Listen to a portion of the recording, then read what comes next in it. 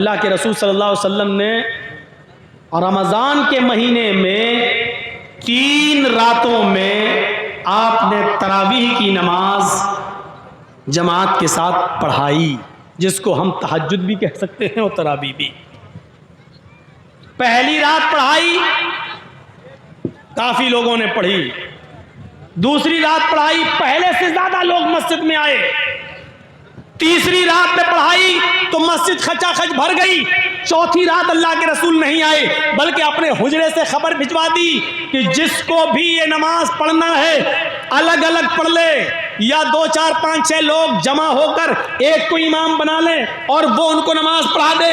جس کو پڑھنا ہو اپنے گھر میں بھی پڑھ سکتا ہے، میں نہیں پڑھاؤں گا۔ صبح جب اللہ کے نبی واپس آئے، لوگوں نے کہا اللہ کے رسول اچھا لگ رہا تھا جب آپ جماعت کے ساتھ تراویح کی نماز پڑھا رہے تھے، ہم چاہتے ہیں کہ آپ نماز جماعت کے ساتھ اس کو پڑھاتے رہیں اور پورے رمضان کے مہینے میں جماعت کے ساتھ تراویح کی نماز کا اہتمام کریں، ہم آپ کے پیچھے نماز ادا کرنا چاہتے ہیں۔ اللہ کے نبی صلی اللہ علیہ وسلم نے فرمایا میں کل کی رات بھی نکلنا چاہتا تھا، میں چاہتا تھا کہ کل پڑھاؤں، لیکن کل میں اس لیے نہیں آیا کہ جب میں نے دیکھا کہ پہلی رات ہم نے تراویح پڑھائی تو تمہاری تعداد میں اچھا خاصا اضافہ تھا، دوسری رات میں جب میں نے نماز پڑھائی تو تمہاری تعداد میں اور مزید اضافہ ہو گیا، جب تیسری رات میں نے تراویح پڑھائی تو پوری کی پوری مسجد کھچا کھچ بھر گئی۔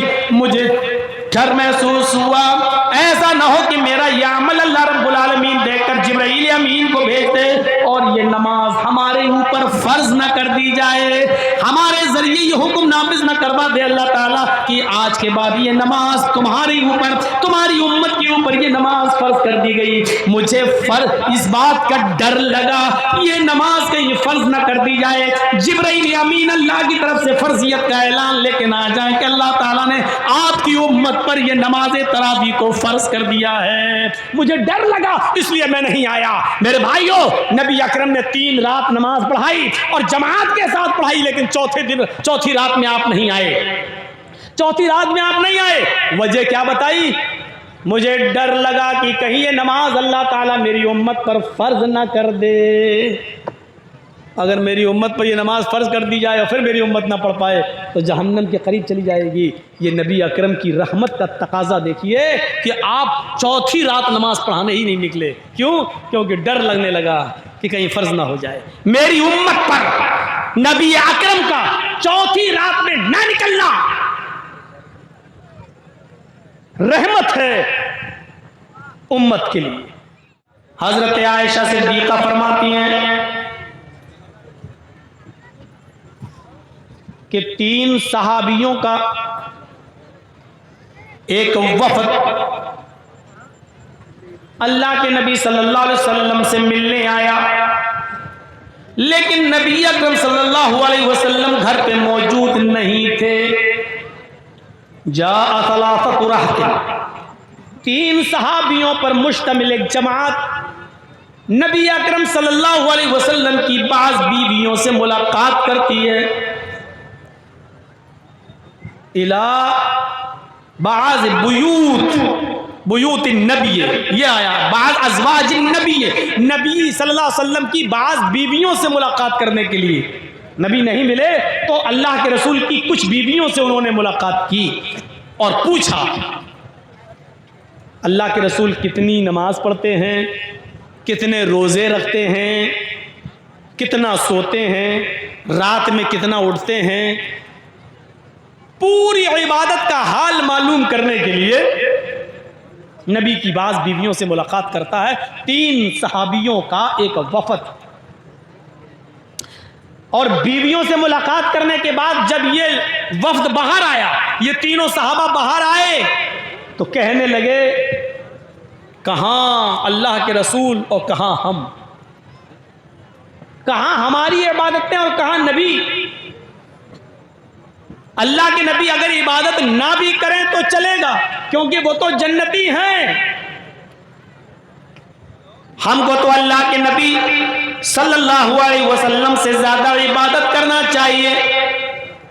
اللہ کے نبی صلی اللہ علیہ وسلم کی بیویوں نے نبی کی عبادت کرنے کا جو حال بتایا ہے وہ نبی کے لیے ٹھیک ہے، ہمیں نبی اکرم سے زیادہ کرنا ہے، کیونکہ نبی تو بخشے بخشائے ہیں، نبی تو جنتی ہیں، ہمیں جنت میں جانے والے اعمال کرنا ہے۔ ایسا ہے،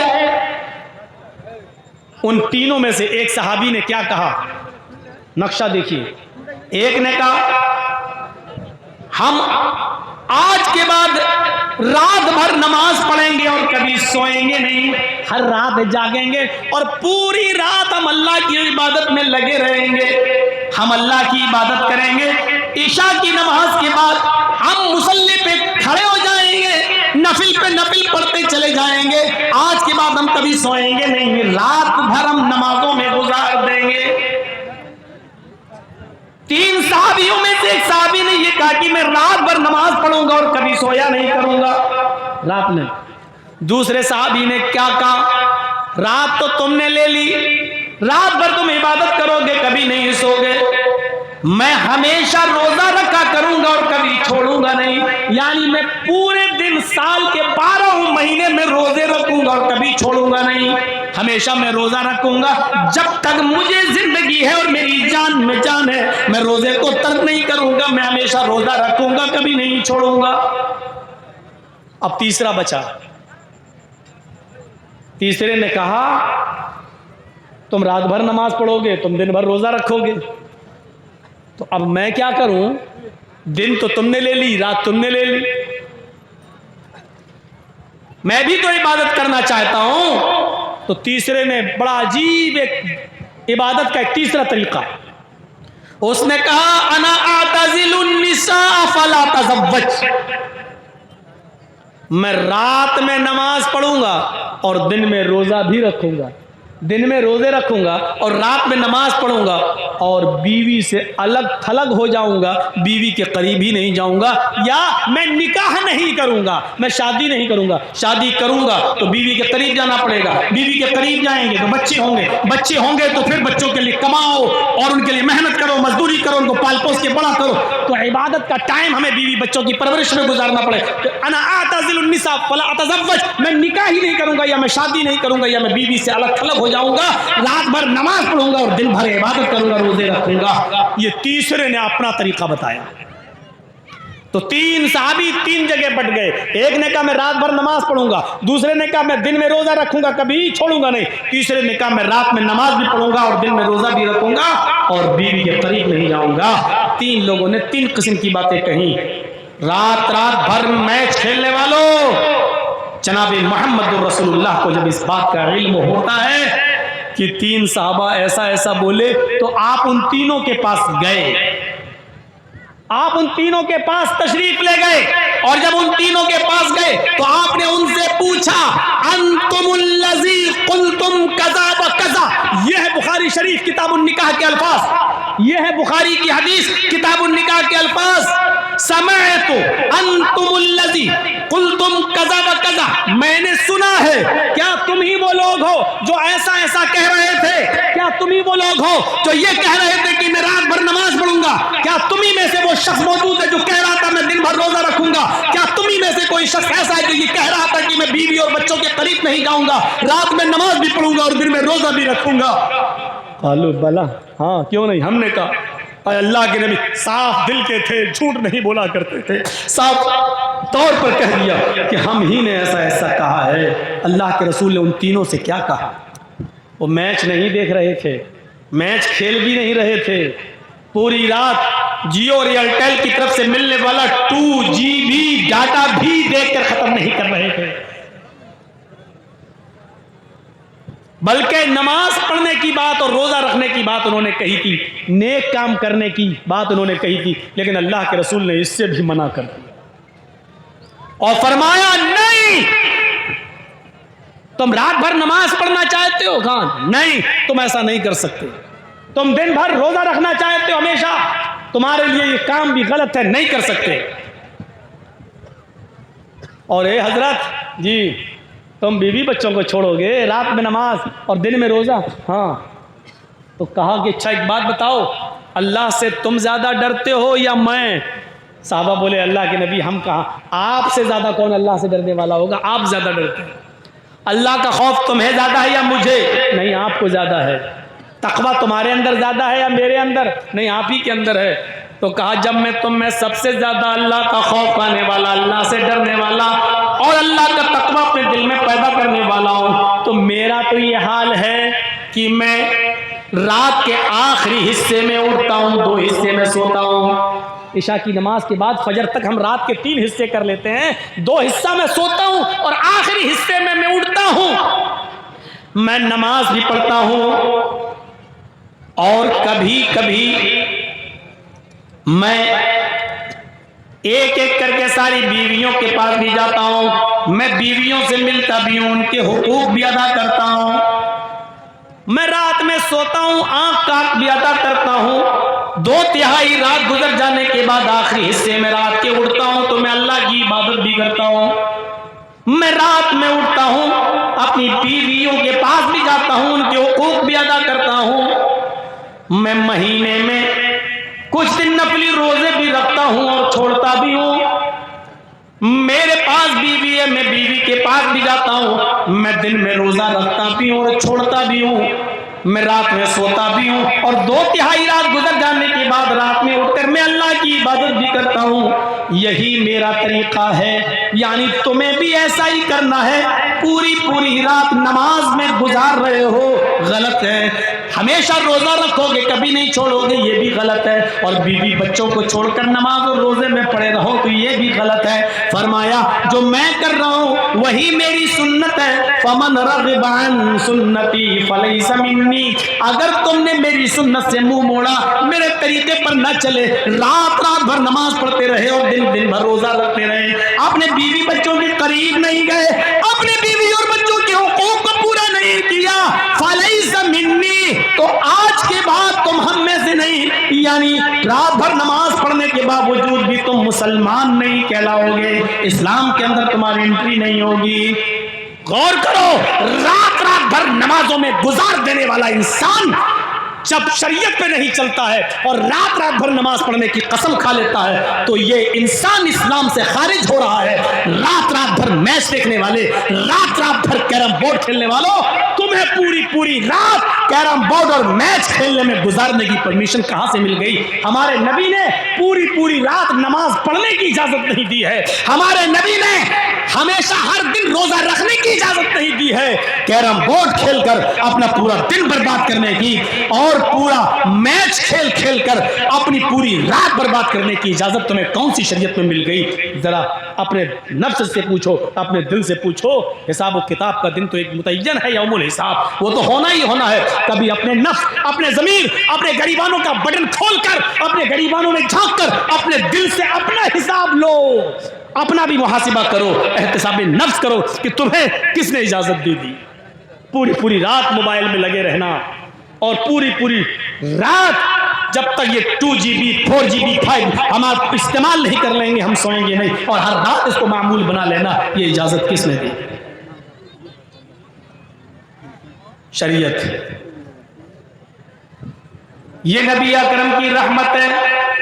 اگر آپ کہتے کہ نہیں تم بہت اچھا کر رہے ہو، رات بھر نماز پڑھو گے، ٹھیک ہے، تم ہمیشہ روزہ رکھو گے، بڑا اچھا کام ہے، آپ کی رحمت کو یہ گوارا نہیں ہوا۔ ایک آدمی جب رات بھر نماز یہ پڑھتا رہے گا تو دن میں پھر وہ محنت نہیں کر پائے گا، مزدوری نہیں کر پائے گا، رزق حلال نہیں کما پائے گا، پھر وہ اپنے بیوی اور بچوں کو کیا کھلائے گا؟ اس لیے فرمایا کہ رات کا کچھ حصہ سویا بھی کرو اور آخری حصے میں اٹھ کر اللہ کی عبادت بھی کر لیا کرو۔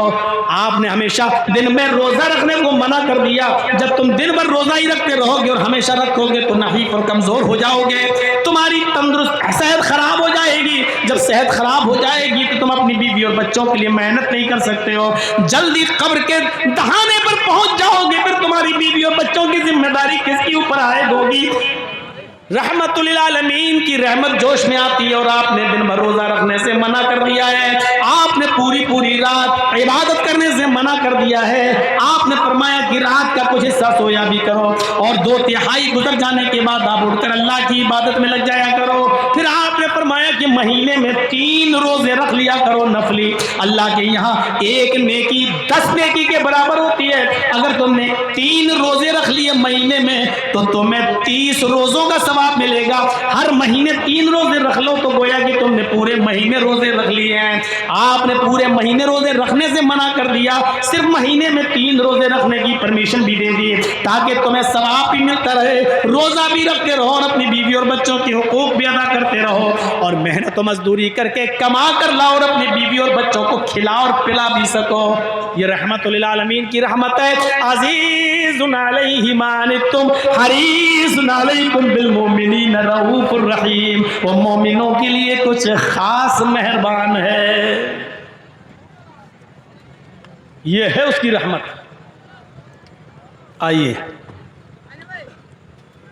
اللہ کے رسول صلی اللہ علیہ وسلم نے رمضان کے مہینے میں 3 راتوں میں آپ نے تراویح کی نماز جماعت کے ساتھ پڑھائی, جس کو ہم تہجد بھی کہہ سکتے ہیں اور تراویح بھی. پہلی رات پڑھائی, کافی لوگوں نے پڑھی. دوسری رات پڑھائی, پہلے سے زیادہ لوگ مسجد میں آئے. تیسری رات میں پڑھائی تو مسجد کھچا کھچ بھر گئی. چوتھی رات اللہ کے رسول نہیں آئے بلکہ اپنے حجرے سے خبر بھجوا دی کہ جس کو بھی یہ نماز پڑھنا ہے الگ الگ پڑھ لے, یا 2 4 5 6 لوگ جمع ہو کر ایک کو امام بنا لیں اور وہ ان کو نماز پڑھا دے. جس کو پڑھنا ہو اپنے گھر میں بھی پڑھ سکتا ہے, میں نہیں پڑھاؤں گا. صبح جب اللہ کے نبی واپس آئے, لوگوں نے کہا اللہ کے رسول اچھا لگ رہا تھا جب آپ جماعت کے ساتھ تراویح کی نماز پڑھا رہے تھے, ہم چاہتے ہیں کہ آپ نماز جماعت کے ساتھ اس کو پڑھاتے رہیں اور پورے رمضان کے مہینے میں جماعت کے ساتھ تراویح کی نماز کا اہتمام کریں. ہم آپ کے پیچھے نماز ادا کرنا چاہتے ہیں. اللہ کے نبی صلی اللہ علیہ وسلم نے فرمایا میں کل کی رات بھی نکلنا چاہتا تھا, میں چاہتا تھا کہ کل پڑھاؤں, لیکن کل میں اس لیے نہیں آیا کہ جب میں نے دیکھا کہ پہلی رات ہم نے تراویح پڑھائی تو تمہاری تعداد میں اچھا خاصا اضافہ تھا, دوسری رات میں جب میں نے نماز پڑھائی تو تمہاری تعداد میں اور مزید اضافہ ہو گیا, جب تیسری رات میں نے تراویح پڑھائی تو پوری کی پوری مسجد کھچا کھچ بھر گئی. مجھے ڈر محسوس ہوا ایسا نہ ہو کہ میرا یہ عمل اللہ رب العالمین دیکھ کر جبرائیل امین کو بھیج دے اور یہ نماز ہمارے اوپر فرض نہ کر دی جائے, ہمارے ذریعے یہ حکم نافذ نہ کروا دے اللہ تعالیٰ کہ آج کے بعد یہ نماز تمہارے اوپر, تمہاری امت کے اوپر یہ نماز فرض کر دی گئی. مجھے اس بات کا ڈر لگا یہ نماز کہیں فرض نہ کر دی جائے, جبرائیل امین اللہ کی طرف سے فرضیت کا اعلان لے کے نہ آ جائیں کہ اللہ تعالیٰ نے آپ کی امت پر یہ نماز تراویح کو فرض کر دیا ہے. مجھے ڈر لگا اس لیے میں نہیں آیا. میرے بھائیوں, نبی اکرم نے 3 رات نماز پڑھائی اور جماعت کے ساتھ پڑھائی, لیکن چوتھی رات میں آپ نہیں آئے. چوتھی رات میں آپ نہیں آئے, وجہ کیا بتائی؟ مجھے ڈر لگا کہ کہیں یہ نماز اللہ تعالیٰ میری امت پر فرض نہ کر دے.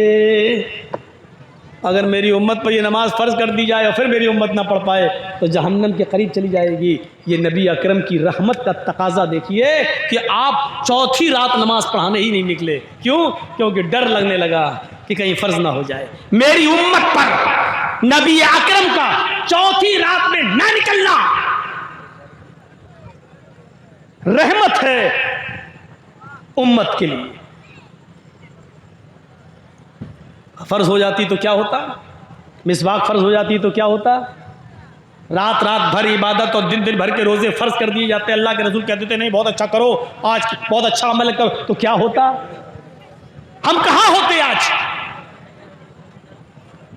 یہ صورتحال دیکھیے, اپنے ضمیر سے پوچھئے, اپنے دل سے پوچھئے. قرآن نے کتنی صحیح فضیلت بیان کی محمد رسول اللہ کی.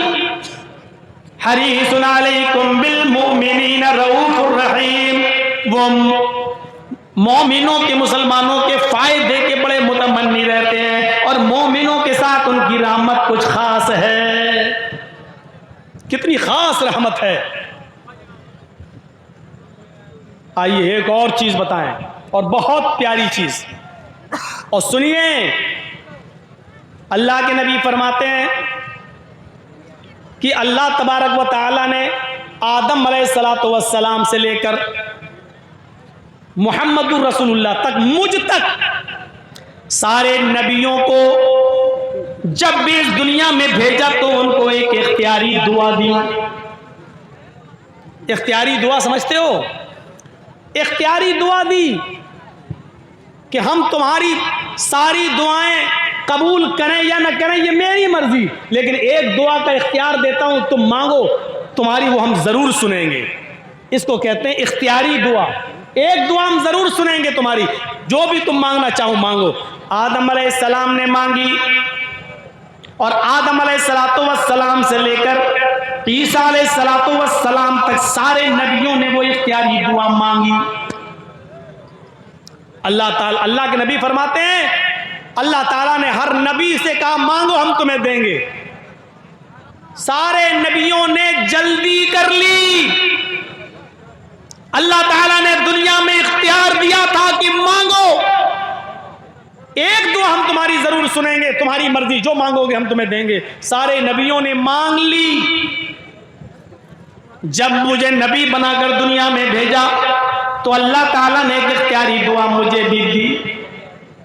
اے محمد صلی اللہ علیہ وسلم مانگ لیجیے، آپ بھی دنیا میں کیا مانگنا چاہتے ہیں، آپ کو بھی اختیار ہے۔ میں نے سارے نبیوں کو ایک اختیاری دعا دی اور ان کی سنی، ان کو اس دنیا میں نوازا۔ آپ کو بھی ایک اختیاری دعا دے رہا ہوں، جو مانگیں گے ہم دیں گے۔ بتائیے کیا چاہیے؟ اللہ کے نبی نے اس کا ذکر حضرت عائشہ صدیقہ سے کیا کہ اللہ تعالیٰ نے آج مجھے اختیاری دعا دی ہے۔ حضرت عائشہ خوش ہو جاتی ہیں اور کہتی ہیں اے اللہ کے نبی موقع اچھا ہے، اے میرے پیارے شوہر موقع بڑا اچھا ہے، جب اللہ نے اختیاری دعا دی ہے تو آپ اللہ سے سونا مانگ لو، چاندی مانگ لو، ایسی چیز مانگ لو کہ ہمیں زندگی بھر پیٹ پہ پتھر نہ باندھنا پڑے، ہمیں فاقے نہ کرنا پڑے، ہمیں مصیبتیں نہ جھیلنا پڑے۔ اللہ کے نبی فرماتے ہیں کہ اگر میں اس موقع پر اللہ سے یہ کہتا کہ اللہ اس احد پہاڑ کو میرے لیے سونے کا پہاڑ بنا دے، جہاں میں چلنا چاہوں چلوں، اور یہ پہاڑ بھی میرے ساتھ چلے، تو اللہ تعالیٰ میرے لیے اس احد پہاڑ کو بھی سونے کا بنا دیتا۔ کعبے کی رب کی قسم، جہاں میں چلتا وہ پہاڑ بھی سونے کا میرے ساتھ ساتھ چلتا۔ میری بیوی عائشہ مجھ سے کہہ بھی رہی تھی کہ اللہ کے نبی آئے میرے پیارے شوہر، جب اللہ نے اختیار دیا ہی ہے تو مانگ لو، کیوں نہیں مانگتے ہو؟ فَاقْتَبَاتُ، لیکن میں نے وہ دعا نہیں مانگی، میں نے اس دعا کو چھپا لیا۔ سارے نبیوں نے جلدی کی لیکن میں نے جلد بازی نہیں کی۔ اللہ نے اختیار دیا مانگ لو، میں چاہتا تو احد پہاڑ بھی میرے لیے سونے کا بن جاتا، جہاں میں چلتا پہاڑ میرے ساتھ ساتھ چلتا، میں جو مانگتا اللہ مجھے دیتا، لیکن میں نے نہیں مانگا۔ پھر حضرت عائشہ کہتی ہیں آپ مانگ نہیں رہے، لیکن اس دعا کو آخر جب آپ کو حق دیا ہے تو نہیں مانگیں گے۔ اللہ کے نبی فرماتے ہیں مانگوں گا لیکن دنیا میں نہیں۔ اختبات دعوتی عائشہ، میں نے اپنی دعا کو چھپا لیا ہے، میں آج اس دعا کو نہیں مانگوں گا۔ مسلمانوں غور کرو، آئے گھسیا گھاٹ کے اس بڑے میدان میں جمع ہو کر سننے والوں سنو۔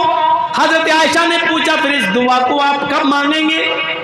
کہتے ہیں اللہ کے نبی عائشہ قیامت کا دن ہوگا، میدان محشر ہوگی، میری امت نفسی نفسی چلا رہی ہوگی، نفسا نفسی کا عالم ہوگا، پریشان حال ہوں گے، سورج سوا نیزے کے فاصلے پر یعنی 1 میل کے فاصلے پر ہوگا، سورج اور سورج کی پوری گرمی زمین کی اوپر گر پڑ رہی ہوگی، اور سارے انسانوں کے جسموں سے ان کے سروں سے پسینہ ٹپک ٹپک کر ان کے قدموں پہ گر رہا ہوگا، اور پسینے میں لوگ اپنے اعمال کے مطابق ڈوبے ہوئے ہوں گے، کچھ ٹخنوں کے برابر، کچھ پنڈلی کے برابر، کچھ کمر کے برابر، کچھ گھٹنوں کے برابر، کچھ کمر کے برابر، کچھ کچھ کاندھے کی برابر اور کچھ اس میں گوتے لگا رہے ہوں گے.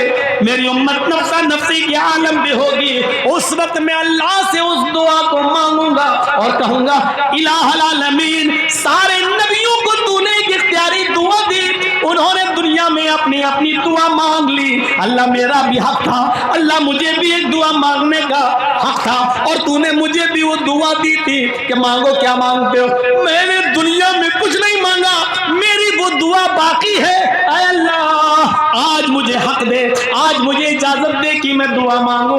اے اللہ میری دعا تو سن لے. اللہ رب العالمین قیامت کے دن مجھے اس دعا کے مانگنے کی اجازت دے گا. حضرت عائشہ نے پوچھا اے اللہ کے نبی تو قیامت کے دن آپ کیا مانگیں گے؟ امام کائنات کی زبان سے نکلا شفاعۃ لامتی. قیامت کے دن جب اللہ مجھے دعا مانگنے کا حکم دے گا, اجازت دے گا کہ میں یہاں تمہاری سن لوں گا, اختیار ہے تمہیں بتاؤ کیا مانگتے ہو, اس وقت میں اللہ سے اپنی امت کی شفاعت کا حق مانگوں گا اور اللہ مجھے شفاعت کا حق دے گا کہ جاؤ اے محمد صلی اللہ علیہ وسلم میں نے یہ حق تمہیں دیا, تم کچھ گناہگار لوگوں کی شفاعت کرا سکتے ہو, ان کو جنت میں لے جانے کا حق رکھتے ہو, جاؤ میں تمہیں اجازت دے رہا ہوں. یہ امت کے لیے رحمت نہیں تو اور کیا ہے.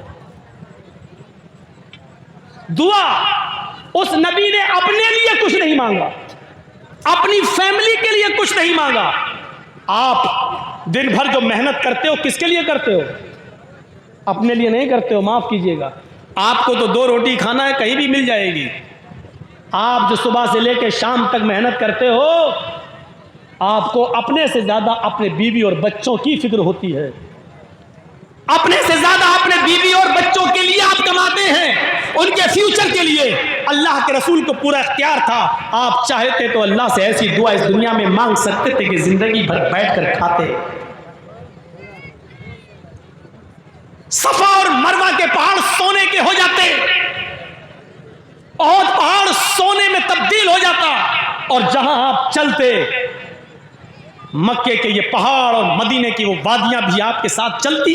لیکن اللہ کے نبی صلی اللہ علیہ وسلم اپنے اور اپنی فیملی کے لیے کچھ نہیں مانگ رہے, اور وہ دعا بھی چھپا لی. اختبات و دعوتی, میں نے اپنی اس دعا کو چھپا لیا لیوم القیامہ, قیامت کے دن کے لیے.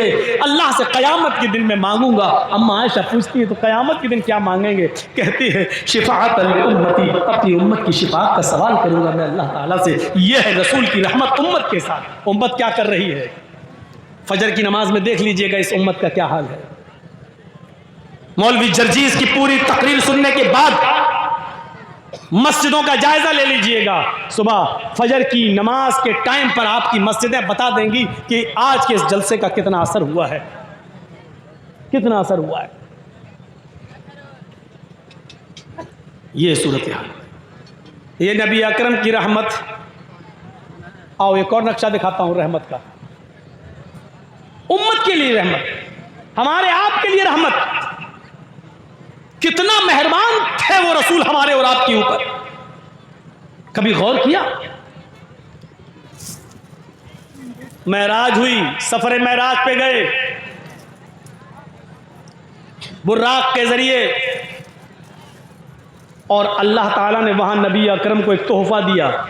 تحفہ کیا ملا؟ 50 وقت کی نماز نبی اکرم پر اور آپ کی امت پر فرض کر دی گئی. ذرا نقشہ دیکھیے. اللہ کے رسول صلی اللہ علیہ وسلم کو کیا ملا؟ اللہ نے کیا دیا؟ جاؤ اے محمد آپ اور آپ کی امت پر 50 وقت کی نماز میں نے فرض کر دی. بڑے خوش, 50 وقت کی نماز کا تحفہ ملا ہے. لے کے چلے آ رہے ہیں, لے کے چلے آ رہے ہیں. چوتھے آسمان پر پہنچتے ہیں, موسیٰ علیہ السلام سے ملاقات ہو جاتی ہے. موسیٰ علیہ السلام نے کہا اے محمد صلی اللہ علیہ وسلم, اللہ تعالیٰ کی طرف سے آپ کو جو تحفہ ملا ہے وہ تحفہ کیا ہے؟ تو موسیٰ علیہ السلام نے پوچھا تو اللہ کے نبی نے کہا ہماری امت پر اللہ رب العالمین نے 50 وقت کی نمازیں فرض کر دی ہیں. اللہ کے نبی نے کہا کتنے وقت کی نماز؟ موسیٰ علیہ السلام نے کہا کتنے وقت کی نماز؟ اللہ کے نبی فرماتے ہیں 50 وقت کی نماز. موسیٰ علیہ السلام کہتے ہیں اے محمد صلی اللہ علیہ وسلم دوبارہ اللہ کے پاس چاہیے. 50 وقت کی نماز بہت زیادہ ہیں، لیکن اللہ کے نبی کیا کہہ رہے ہیں؟ نہیں، 50 وقت کی نماز بہت زیادہ نہیں ہے، ہم اور ہماری امت پڑھ لے گی.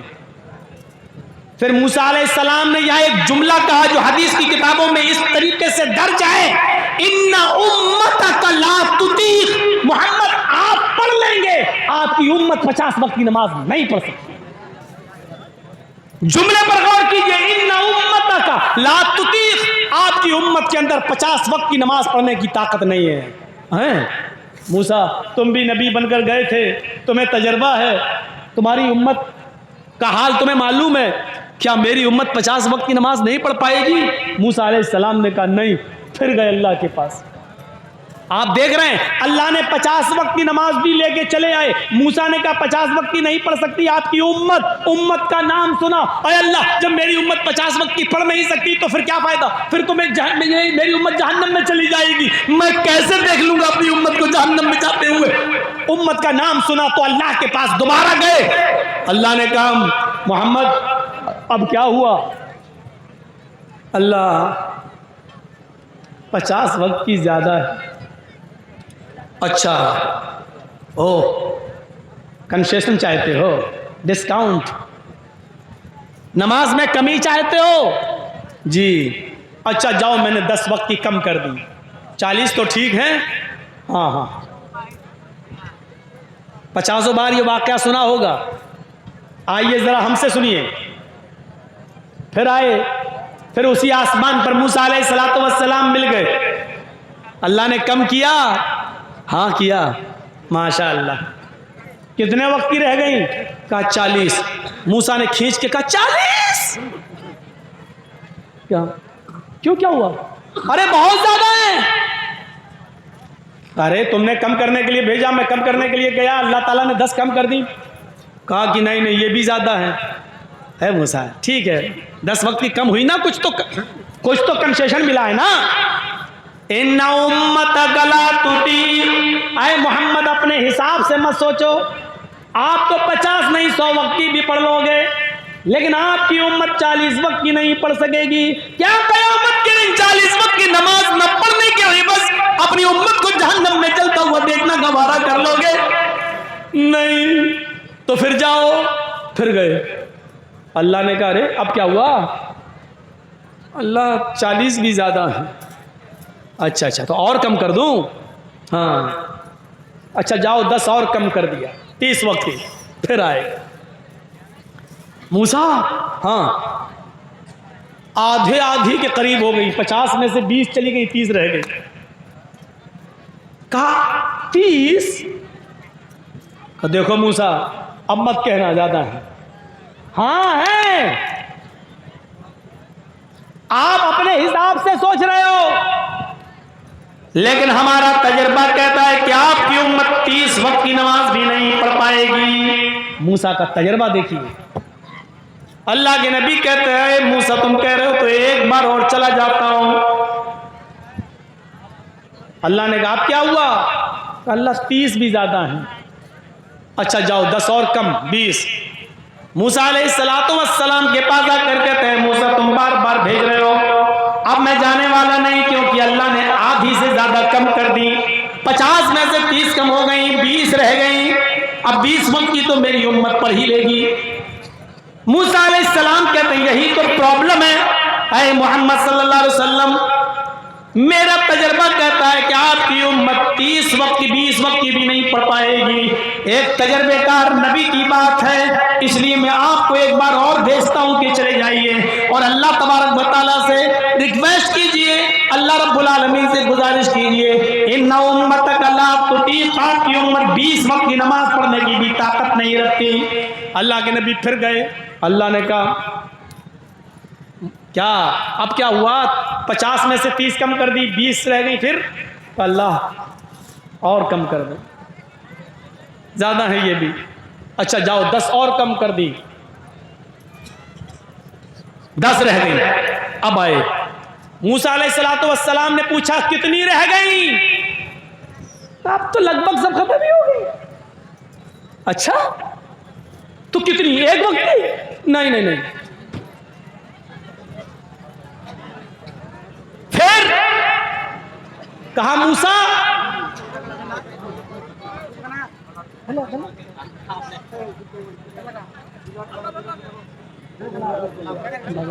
اس کو ادھر جا کے چھوڑ دو. سنیے موسیٰ نے کہا کتنی؟ کہا 50 میں سے سمجھ لو کہ بہت کم. اللہ نے 40 کم کر دی, 10 رہ گئی. موسیٰ نے کہا کہ 10 رہ گئی, کتنی کم کر دی؟ کہا 10 اور کم کرنی, 10 رہ گئی. کہا 10؟ ہاں. اے موسیٰ اب مت بھیجنا, 50 میں سے 40, 40 سے 30, 30 سے 20, 20 سے 10. اب میں جانے والا نہیں ہوں. موسیٰ علیہ السلام نے یہاں کہا آئے محمد پھر آپ اپنے حساب سے سوچ رہے ہیں, میں آپ کو کیسے بتاؤں؟ میری بات سنیے. اللہ تعالیٰ نے میرے اوپر صرف 2 وقت کی نماز فرض کی تھی, صبح اور شام. آپ کہہ رہے ہیں 10 وقت کی اللہ نے کر دی, اور آپ کہہ رہے ہیں آپ کی امت 10 وقت کی نماز پڑھ لے گی. مجھ سے سیکھو, میری امت سے سیکھو. میری امت 2 وقت کی نماز بھی نہیں پڑھ سکی, آپ کی امت 10 وقت کی کیسے پڑھ لے گی؟ ان امتک لا تطیق, 10 وقت کی نماز پڑھنے کی طاقت نہیں ہے آپ کی امت کے اندر. جائیے ایک بار اور جائیے, اللہ رب العالمین کم کر دے گا. اور سنو 10 کم ہو رہی ہیں, 10 اور کم ہو جائیں گی تو کچھ بچے گا ہی نہیں. موسیٰ 10 ختم کر دے گا پھر کچھ بچے گا ہی نہیں, پھر تحفے کا فائدہ کیا؟ ارے جاؤ تو اللہ بڑا غفور رحیم ہے, بڑا مہربان ہے. گئے. اللہ نے کہا محمد اب کیا ہوا؟ اب تو 10 کر دی. اللہ کے نبی نے اب نام لے دیا. پڑھیے سنن بیہقی, امام بیہقی کی. اللہ موسیٰ کہہ رہا میری امت پر 2 وقت کی نماز فرض تھی, میری امت 2 وقت کی نہیں پڑھ پائی, تو آپ کی امت 10 وقت کی کیسے پڑھے گی؟ اللہ اور کم کر دے. اللہ نے کہا اے محمد صلی اللہ علیہ وسلم جاؤ, اے محمد میں تمہاری 10 نمازوں میں سے 5 اور کم کر دیتا ہوں. اب 5 وقت کی نماز تم پر اور تمہاری امت پر فرض ہے. جاؤ یہ تحفہ لے کے جاؤ. پھر آئے موسیٰ علیہ السلام مل گئے. موسیٰ نے کہا کتنا کم ہوا؟ اب میں نہیں بتاؤں گا. کیوں کیا ہوا؟ پھر تم بھیجنے کی بات کرو گے اور اب میں جاؤں گا نہیں. کیوں؟ تعداد تو بتاؤ کتنی؟ کہا 5. کہا یہ بھی زیادہ, نہ بنی رہنے دیجیے, اب نہیں جاؤں گا. ارے میری امت 2 وقت کی نہیں پڑھ پائی, آپ کی امت 5 وقت پڑھ لے گی. میں محنت کروں گا, فضیلت بیان کروں گا, لیکن اب میں بار بار نہیں جاؤں گا. ایک بار اور چلے جاؤ محمد. یہاں اللہ کے رسول قسم کھا لیتے ہیں, موسیٰ مجھے قسم ہے اپنے رب کے عزت و جلال کی, اب نہیں جاؤں گا. مجھے بار بار جانے میں شرم آ رہی ہے, کتنی بار جا کر کم کراؤں. نہیں, جیسے یہاں قسم کھائی, مجھے بار بار اپنے رب کے پاس جانے میں شرم آتی ہے, کتنی کم کراؤں. غیب سے آواز آتی ہے محمد تم مجھ سے شرما گئے, آئے محمد تم میری رحمت سے نا امید ہو گئے.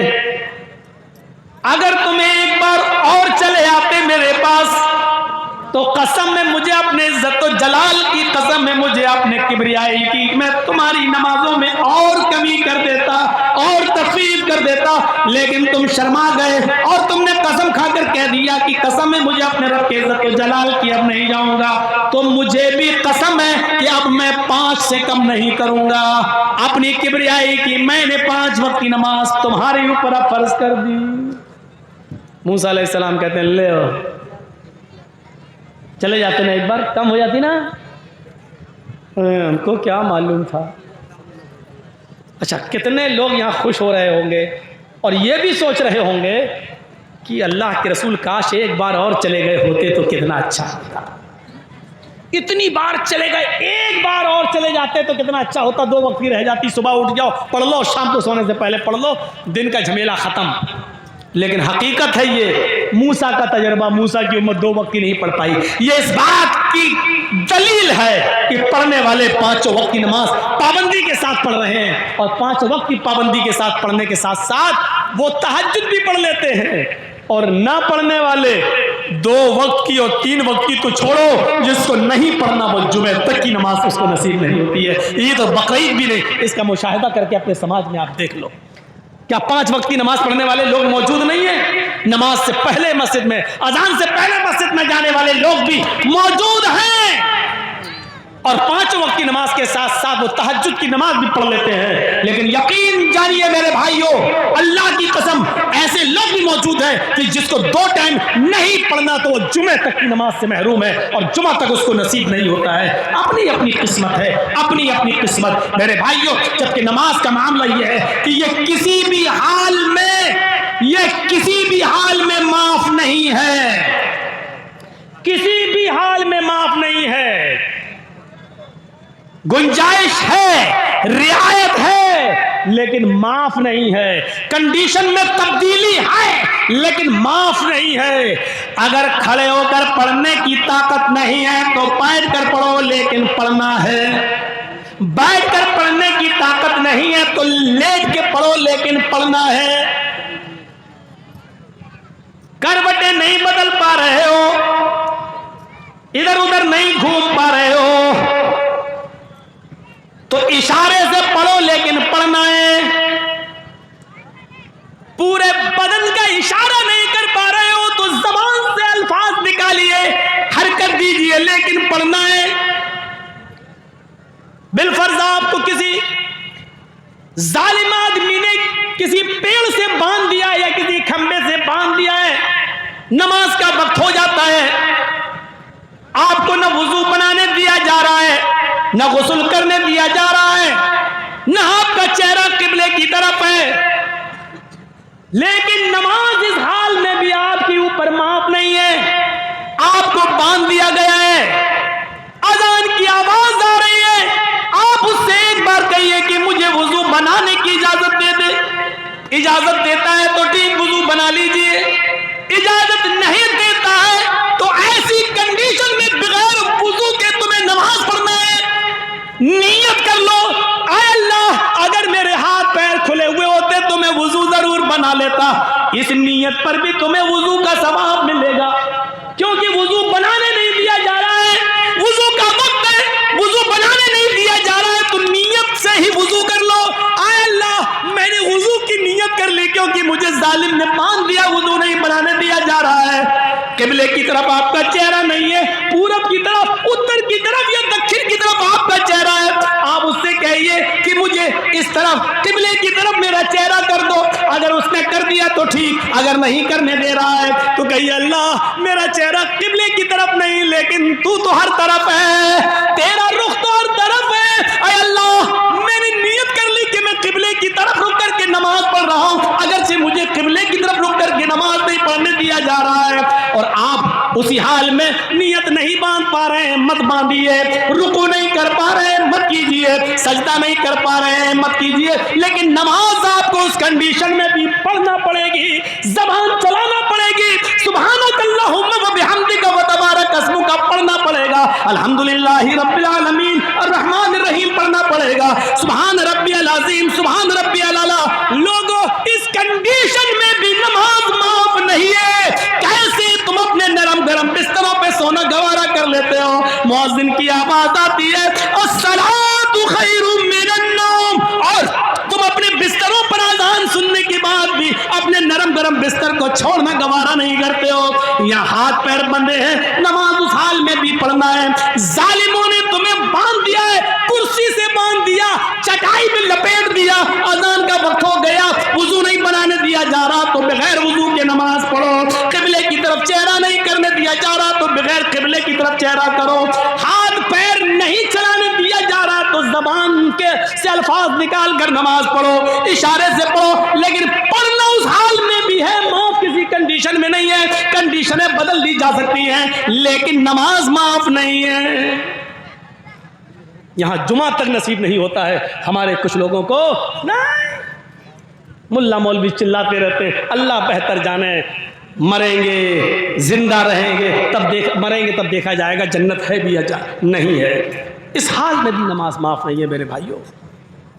اور سوچو کسی نے ہمیں اریسٹ کر لیا، گرفتار کر لیا، کسٹڈی میں لے لیا، ہاتھوں میں ہتکڑی ڈال دی، باندھ دیا، ریموٹ پہ لے لیا، نماز نہیں پڑھنے دی جا رہی ہے، کرسی پہ بٹھا کے رسی سے باندھ دیا، اذان کا ٹائم ہو گیا، ہمیں معلوم ہے اذان کا ٹائم ہے، اب وضو بھی نہیں بنانے دیا جا رہا ہے، غسل بھی نہیں کرنے دیا جا رہا ہے، اور نماز کا ٹائم ہو گیا۔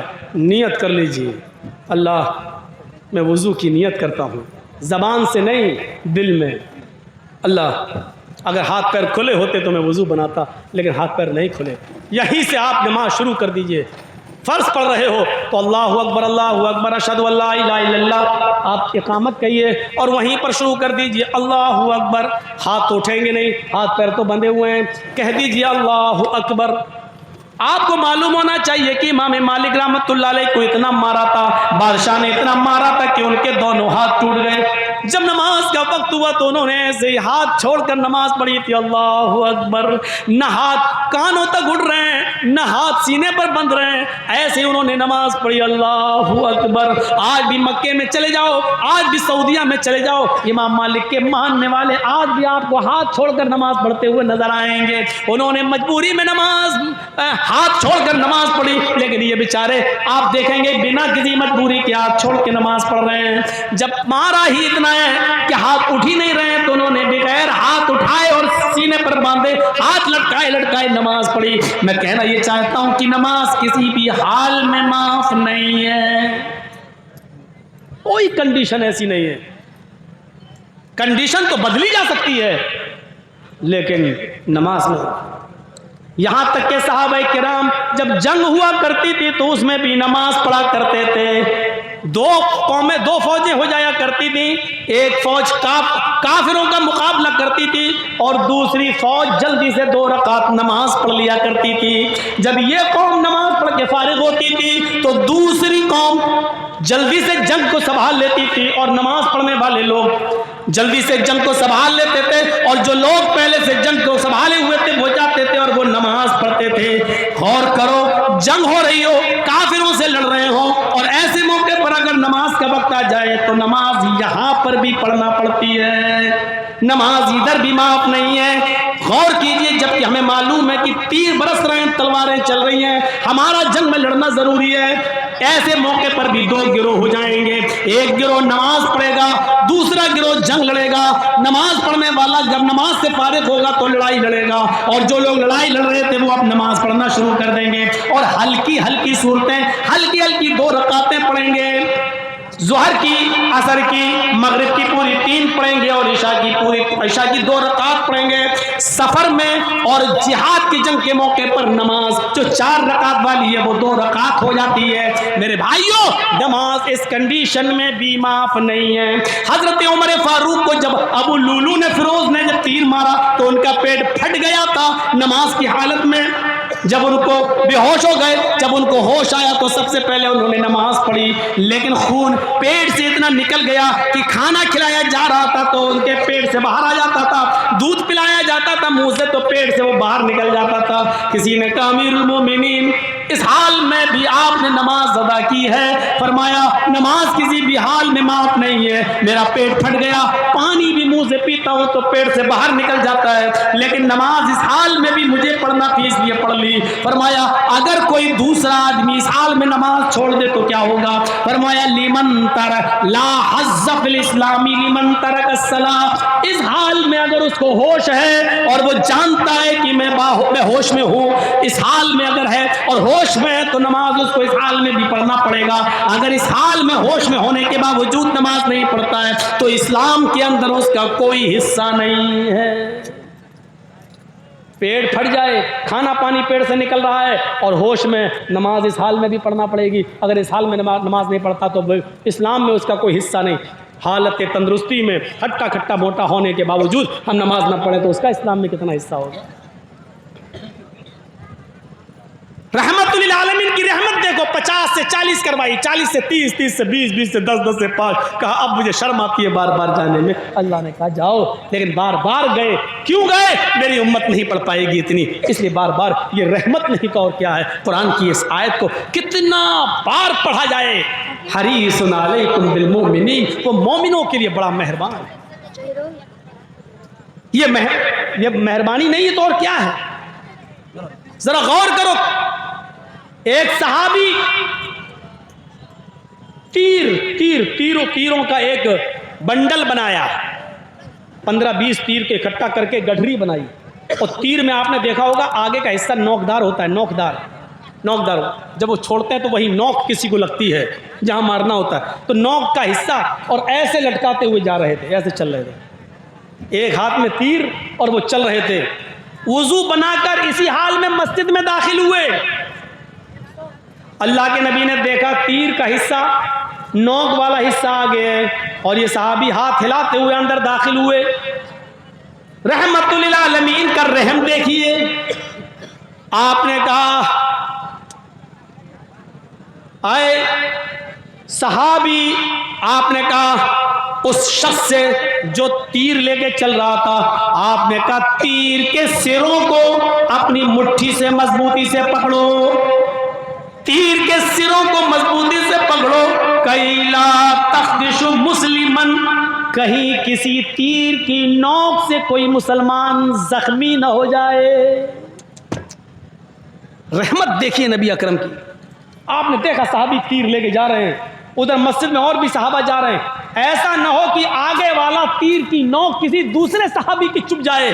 کیا کہتے ہیں کہ تیر کے آگے والے حصے کو پکڑ لو مضبوطی سے اور ہاتھ مت ہلاؤ. کئی لا تخدشوا مسلمن, تمہارے تیر کا اگلا حصہ کسی مسلمان صحابی کو لگ کر اس کو زخمی نہ کر دے.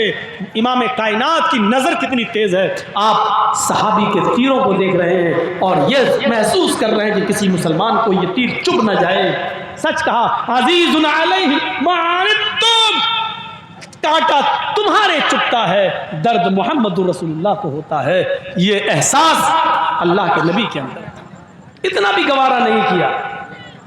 جو نبی تیر کی نوک کسی مسلمان کو لگ جائے اتنا بھی گوارا نہیں کر رہے ہیں, وہ نبی یہ کیسے گوارا کریں گے کہ کوئی مسلمان کسی مسلمان کو قتل کر دے, کوئی مسلمان اپنی بندوق یا پسٹل یا AK-47 یا تمنچا نکال کر اس کی گولی سے کسی دوسرے مسلمان کو قتل کر دے. آپ اندازہ لگائیے, جو نبی تیر کی نوک چبھ جائے کسی کو اتنا بھی برداشت نہیں کر رہے ہیں کہ کسی مسلمان کو تیر کی نوک چبھے, وہ نبی یہ کیسے برداشت کریں گے کہ کوئی مسلمان کسی مسلمان کی گردن اڑا دے. اسی لیے فرمایا نہیں, قیامت کے دن یجیء القاتل یجیء المقتول, مقتول اس حال میں لایا جائے گا جس کو قتل کیا گیا ہوگا. ایک قاتل نے کسی آدمی کو مارا, مقتول کو مارا, اس مقتول کو قیامت کے دن وہ مقتول قاتل کا سر پکڑ کر لائے گا, اس کو کھینچتا ہوا لائے گا. جو مارا گیا دنیا میں وہ اس قاتل کو جس نے اس کو مارا تھا دنیا میں اس کا سر پکڑ کر لائے گا اور اس کو کھینچتے ہوئے لا کر اللہ کے سامنے کھڑا کر دے گا اور کہے گا اللہ یہ میرا قاتل ہے, اس سے پوچھ کہ اس نے مجھے کیوں قتل کیا تھا. لما قتلنی فصل لما قتلنی, اے اللہ ھذا القاتل فصل لما قتلنی, اے اللہ یہ میرا قاتل ہے, اس نے دنیا میں مجھے مارا تھا, میں اس کو کھینچ کر تیرے پاس لے آیا. اے اللہ اس سے پوچھ کہ اس نے دنیا میں مجھے کیوں مارا تھا, اللہ اس سے پوچھ کہ اس نے دنیا میں مجھے کیوں قتل کیا تھا. مجھے تو کوئی وجہ معلوم نہیں پڑ رہی ہے, اس نے مجھے مارا تو کیوں مارا یہ آج تک ہمیں پتہ نہیں چل سکا. اس نے مجھے مارا ہی نہیں تھا بلکہ میری بیوی کو بیوہ کیا تھا, میرے بچوں کو اس نے مجھے مار کر یتیم کر دیا تھا. اے اللہ اس سے پوچھ کہ اس نے مجھے دنیا میں کیوں مارا تھا, اس نے کیوں قتل کیا تھا. مقتول قاتل کو کھینچ کے لائے گا. بہت آسان ہے کسی کو مار دینا, بہت آسان ہے کسی کی گردن اڑا دینا, بہت آسان ہے کسی کو بندوق کی گولی مار دینا. اللہ کے نبی صلی اللہ علیہ وسلم فرماتے ہیں قسم اس رب کی عزت و جلال کی, اگر ایک مسلمان کے قتل میں ساری زمین والے اور سارے آسمان والے شامل ہو جائیں, اشترکوا فی دم مسلم, ایک مسلمان کے قتل کرنے میں آسمان کے سارے فرشتے مل جائیں اور دنیا کے ساری انسانیت مل جائے, آدم کی ساری اولاد یعنی پوری دنیا مل کر ایک مومن کو قتل کر دے، ایک مسلمان کو قتل کر دے، تو قیامت کے دن اس ایک مسلمان کو قتل کرنے والے سارے فرشتوں کو اور پوری دنیا کے انسانوں کو اللہ رب العالمین لاکب اللہ النار، اللہ رب العالمین اوندے منہ جہنم کے اندر ڈال دے گا۔ اللہ رب العالمین یہ نہیں دیکھے گا کہ اس کو قتل کرنے والے فرشتے ہیں اور دنیا میں ساری دنیا کے لوگ ہیں، اللہ پوری دنیا انسانیت کو اور آسمان کے سارے فرشتوں کو بھی جہنم کے اندر ڈال دے گا اگر وہ ایک مسلمان کے قتل میں شریک ہے تو۔ ایک مسلمان کی عزت و احترام یہ ہے اللہ کی نظر میں کہ اگر ایک مسلمان کو قتل کرنے کے لیے آسمان کے سارے فرشتے بھی مل جائیں اور پوری دنیا کے انسان مل جائیں اور سب نے مل کر ایک مسلمان کو مارا تو اللہ کہہ رہا ہے کہ میں سارے فرشتوں کو بھی جہنم میں ڈال دوں گا اور ساری انسانیت کو بھی جہنم میں پھینک دوں گا، ڈھکیل دوں گا۔ یہ نہیں دیکھوں گا ایک مسلمان ہی تو مرا ہے۔ ایک مسلمان کا احترام اللہ کی نظر میں یہ ہے، ایک مسلمان کی قدر اور اس کی منزل اللہ کی نظر میں یہ ہے۔ ہم ابھی ہیں کہاں؟ کتنا آسان ہے ماں کی گالی دے دینا، کتنا آسان ہے کسی مسلمان کو بہن کی گالی دے دینا، کتنا آسان ہے کسی مسلمان کو اس کی بیٹی کی گالی دے دینا، کتنا آسان ہے اس کے اوپر جھوٹ اور تہمت لگانا اور الزامات کے کیا مار لگا دینا، بہت آسان ہے۔ لیکن ایک مسلمان کی عزت و آبرو کتنی ہے اس کا احساس ہمیں نہیں ہوتا ہے۔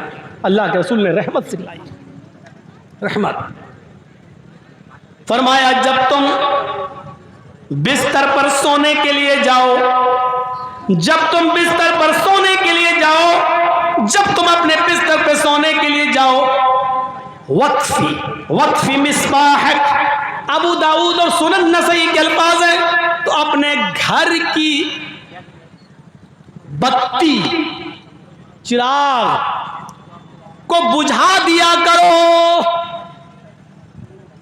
جو لوگ لائٹ جلا کے سوتے ہیں سن لو، اللہ کے رسول نے ادھر بھی حدیث رہنمائی فرما دی ہے، وقف مصباحک، جب تم بستر پہ سونے جاؤ تو تم چراغ بجھا دیا کرو۔ اللہ کے رسول کے زمانے میں ایک ایسا ہوا کہ پہلے کچے مکان ہوا کرتے تھے، جھاڑ پھوس کے بھی مکان ہوا کرتے تھے، تو ایک صحابی کے گھر میں چراغ جل رہا تھا، ایک چوہیا آئی، چوہیا، اور اس نے چراغ کی بتی کو کھینچ لیا اپنے دانتوں سے اور کھینچتی ہوئی لے گئی اور گھر کے کونے میں اس نے ڈال دیا۔ اس نے آگ پکڑ لی اور پورا گھر جل گیا اور اس صحابی کے بیوی اور بچے بھی اس آگ میں جل گئے۔ اللہ کے نبی کو جب اس کی اطلاع ملی تو آپ نے حکم نافذ فرمایا کہ جب تم بستر پہ سونے جایا کرو، وقف مصباحک، تو اپنی مصباح کو، اپنے چراغ کو بجھا دیا کرو۔